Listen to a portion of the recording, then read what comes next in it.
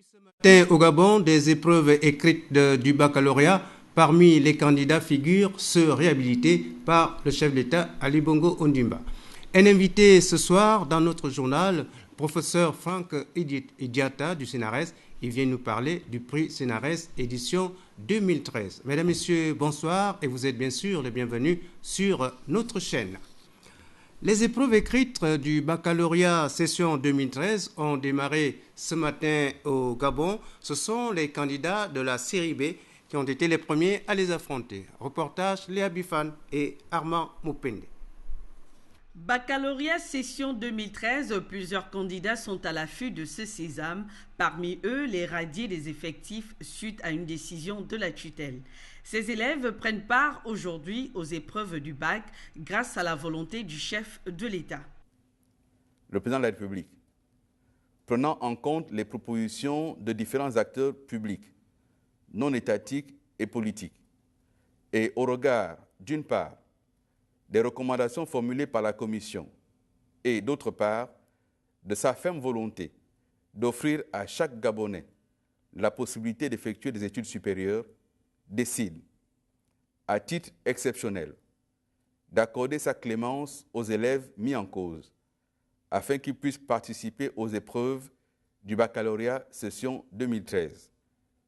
Le président de la République, chef de l'État, son Excellence Ali Bongo Ondimba, rappelle que rien ne le fera dévier de sa détermination à mener à bien les réformes qu'il a engagées pour l'intérêt supérieur de la nation gabonaise.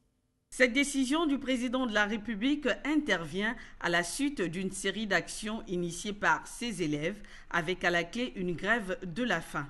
La mise sur pied d'une commission spéciale par le chef de l'État a permis le dénouement de cette crise. Au niveau de la DGEC, on a tout simplement réhabilité ces candidats-là, les candidats qui ont été appelés, qui ont été rétrogradés en classe inférieure. Et vous confirmez qu'ils sont bien là? Non, ils sont bien et puis je ne les reconnais pas dans ces listes-là. Ils ne sont pas identifiés. Ils sont dans tous les centres du Gabon. Et ils composent? Ils composent. Les recalés, ils ont été admis, donc ils sont logiquement brassés dans tous les centres d'examen. On ne pourrait pas vous dire que tel était recalé ou pas, puisque nous recevons des listes et ces listes comportent les noms de tous les candidats. Voilà. L'accès de tous à l'éducation, mais aussi les réformes entamées dans ce secteur tiennent à cœur le chef de l'État. Sa décision n'entache en rien les recommandations des États généraux de l'éducation. Ali Bongo Ondimba reste convaincu que l'avenir du système éducatif gabonais passe par son perfectionnement. Du côté du palais Léomba, le président de l'Assemblée nationale informe les députés que la commission des lois, des affaires administratives et des droits de l'homme procédera mardi 2 juillet 2013 à 10h dans la salle Georges Damas Aleka au premier étage du palais Léomba à l'examen des observations du gouvernement sur le projet de loi modifiant certaines dispositions de la loi numéro 02/63 du 31 mai 63 portant code pénal. À cet effet, la présence des honorables députés membres de la dite commission à cette séance de travail est vivement souhaitée. Toujours dans le cadre de l'Assemblée nationale, mission de contrôle et de vérification des chantiers dans la province du Wollentem. Habitam, notamment les membres du bureau de l'Assemblée nationale, se sont rendus sur le site du projet d'EVA Culture de l'entreprise Olam. Le constat et le récit d'Henri Nestor Njawe et Tim Boulenge.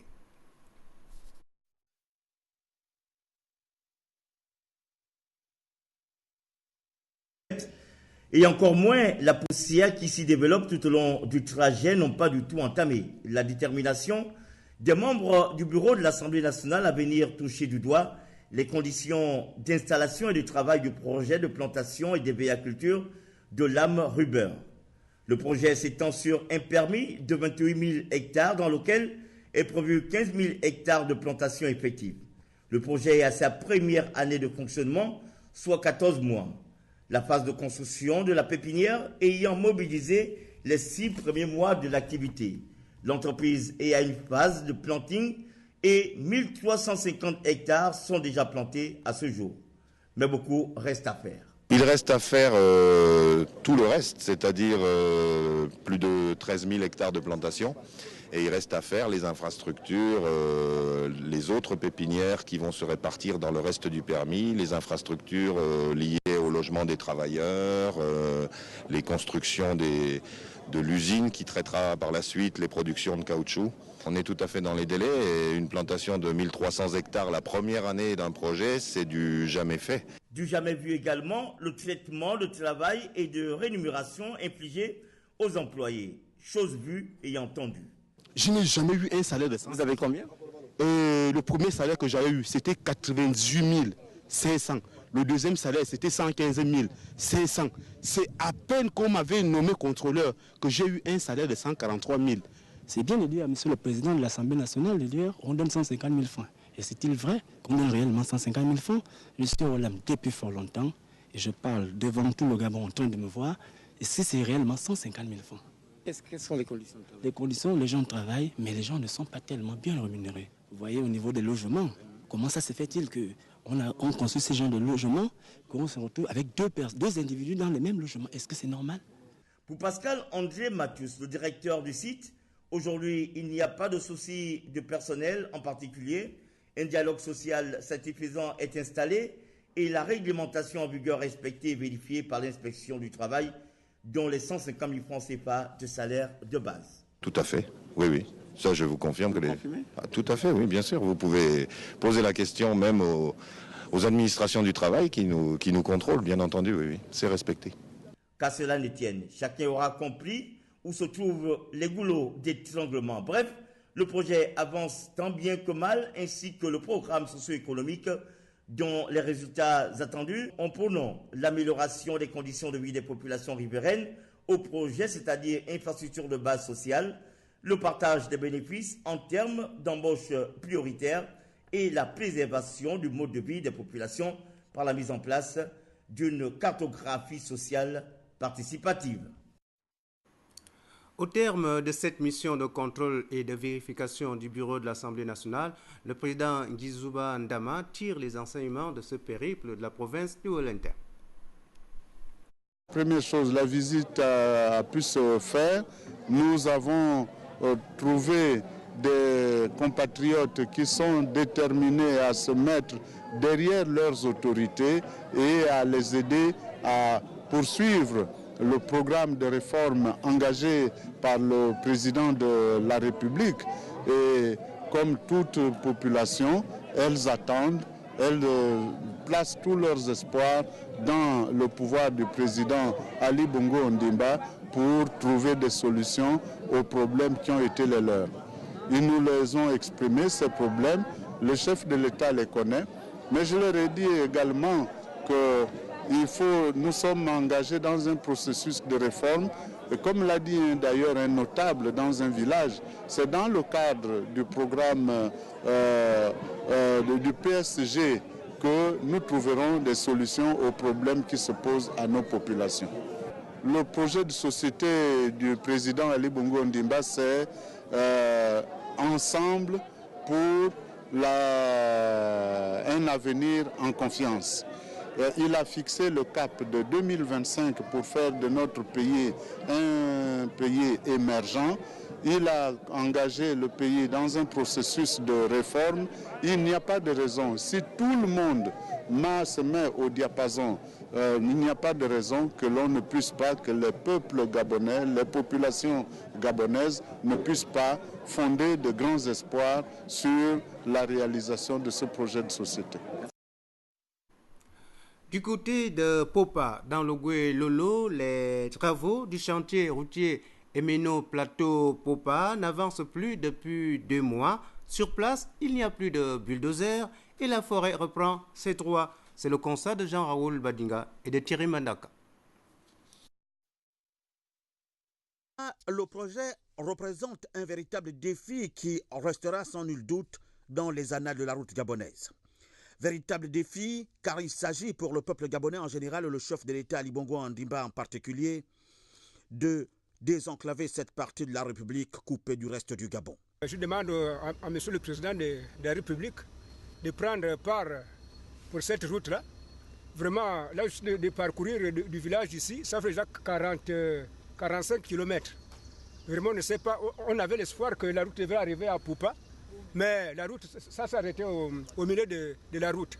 Dans ce qui ressemble à une bataille pour le droit à l'existence des populations de Poupa, privées d'éducation, de soins de santé et autres, l'État tente de contrôler la difficulté qu'impose le mont Inyonga. Comment vivent les populations avec cela? Mais les populations vont vivre comment? Les populations vivent seulement en forêt. Nous sommes en forêt. On va faire comment? On est obligé de vivre comme ça, mon frère. Sur l'axe Imeno-Plateau-Popa, long de 50 km, STE s'appuie sur les anciennes routes forestières pour amener à franchir Popa à travers un travail qui avait véritablement avancé grâce à un préfinancement de la société adjudicataire du marché STE. Est-ce que ce tronçon est le meilleur jusqu'à Popa? Tout à fait. C'est même le raccourci. C'est même le raccourci. Au lieu de passer par Inyonga, ça c'est le raccourci. Large de 11 mètres, ensoleillement mécanisé 20 mètres de chaque côté de celle-ci, un véritable travail de titan et d'expérience qui, du coup, est arrêté, tuant ainsi l'espoir d'atteindre Popa. Pourquoi vous avez arrêté? On a arrêté, c'est parce que vraiment les moyens ne suivent pas. On demande vraiment l'aide du président de la République. Pourtant, cet axe offre des meilleures perspectives de par son relief. Imeno Plateau Popa, les travaux se déroulent avec les règles d'art, donc conformément aux recommandations que nous avons données à l'entreprise. Aujourd'hui, concernant l'avancement des travaux, ils sont actuellement au PK24, donc soit un pourcentage de 48%. Le chef de l'État va-t-il juger dans l'urgence afin de faire reprendre ces travaux? Là est toute la question. Avec le local qui arrive à grands pas, une solution politique doit être trouvée au risque de démontrer deux choses. Que le gouvernement ne parle pas de la même voix sur la route de Popa, mais aussi que le berceau du Parti démocratique gabonais au pouvoir est à reconquérir. Évaluer la disponibilité de l'aluminium du sol cultivé dans le périmètre urbain de Libreville, c'est la thématique proposée par le laboratoire pluridisciplinaire des sciences de l'école normale supérieure dans le cadre du prix Sénarès justement. Reportage Marie-Josée Ndom. Dirigé par le professeur Eba François, le laboratoire du département des sciences physiques de l'école normale supérieure vient de mettre en exergue la toxicité de l'aluminium, ce métal non essentiel pour les vivants, par une méthode classique. Les raisons de santé publique et de sécurité alimentaire ont permis à ces chercheurs de démontrer que l'aluminium semble être mis en cause dans les maladies neurologiques, osseuses, voire cancéreuses, notamment le cancer du sein. Dans le cadre de nos travaux, nous nous proposons de refaire d'abord l'étude, de revoir la quantité d'aluminium que nous trouvons dans différents sols au niveau du périmètre, au niveau de Libreville, de l'estuaire. Ensuite, nous nous proposons de préparer cette oseille-là, de le préparer et de voir ce que la quantité restante, mais de voir aussi l'apport du matériel de cuisson. Vous savez qu'on utilise beaucoup les marmites en aluminium et il y a une solubilisation de cet aluminium-là. Donc l'aluminium de nos marmites passe dans la nourriture. Je lance un appel au pouvoir public et éventuellement aux partenaires privés et institutionnels pour financer ce travail qui est d'un grand intérêt sur le plan sanitaire. Dont les résultats s'adresseront aux professionnels agricoles, sanitaires et culinaires de notre pays en vue d'anticiper la gestion de la contamination naturelle par l'aluminium. Monsieur, merci de votre attention. À demain 20h.